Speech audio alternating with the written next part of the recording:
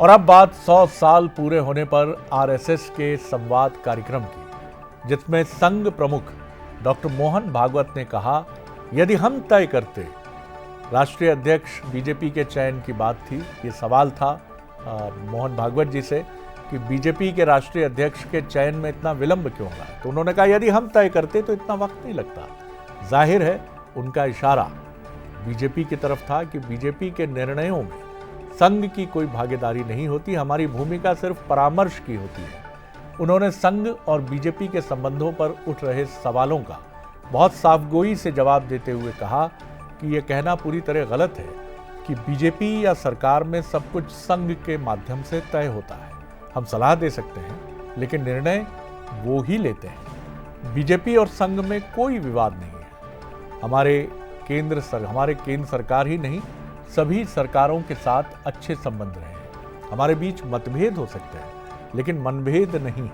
इसके अलावा उन्होंने नागपुर में राजीव गांधी के समय हुए एनएसयूआई के कार्यक्रम में खाने की व्यवस्था संभालने का उदाहरण देते हुए कहा कि संघ ने उस समय ये दायित्व बखूबी संभालने की कोशिश की थी।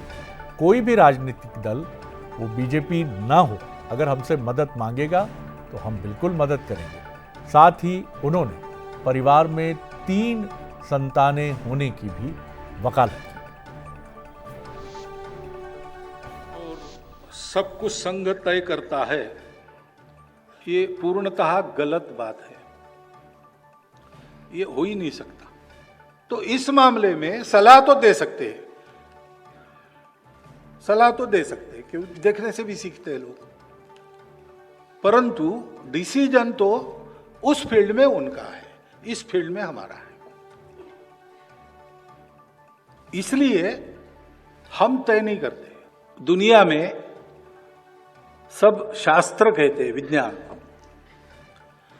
कि जन्म दर 3 से कम जिनका होता है वो धीरे धीरे लुप्त हो जाते हैं। तो 3 से ऊपर मेंटेन करना चाहिए। सब देशों में ऐसा होता है, सब समाज ऐसा करते हैं। दूसरा, डॉक्टर लोग मुझे बताते हैं कि 3 संतान होने से बहुत देर नहीं करना विवाह में, और 3 संतान होना, इससे माता पिता का, संतानों का, तीनों का स्वास्थ्य अच्छा रहता है। नागपुर में एनएसयूआई का अधिवेशन हुआ था। भोजन की व्यवस्था में गड़बड़ हुई, बहुत मारपीट हो गई। जो थे उस समय उनको मालूम है, राजीव गांधी उस समय एनएसयूआई के अध्यक्ष थे। तो थाली फेंकना वगैरह सब हो गया, मैसेज बंद पड़ गई, और 30,000 लोग थे उस समय। वहां के जो एमपी थे उन्होंने मुझे फोन किया। 11 मैसेज थी, 7 मैसेज में हमने अपने स्वयंसेवक भेजे। वो मैसेज बंद हो गई थी। दोपहर 2 बजे तक हमने शुरू कर दिया। तो हमको कोई परहेज नहीं है, सारा समाज हमारा है। वहीं डॉक्टर मोहन भागवत ने 75 साल के रिटायरमेंट से जुड़े सवाल पर भी बहुत साफ जवाब दिया। उन्होंने कहा, 75 साल का होने पर न मैं रिटायर होऊंगा और न ही किसी को रिटायर होने के लिए कहूंगा। I never said that I will retire or someone should retire. In Sangha, we Swayamsevaks, we are given a job, whether we want it or not. So, if I am 80 years old and Sangha will tell me, go run a shakha, I will have to go. 80 वर्ष की उम्र में भी अगर मुझसे कोई कहेगा कि शाखा का संचालन करिए तो मैं करूंगा।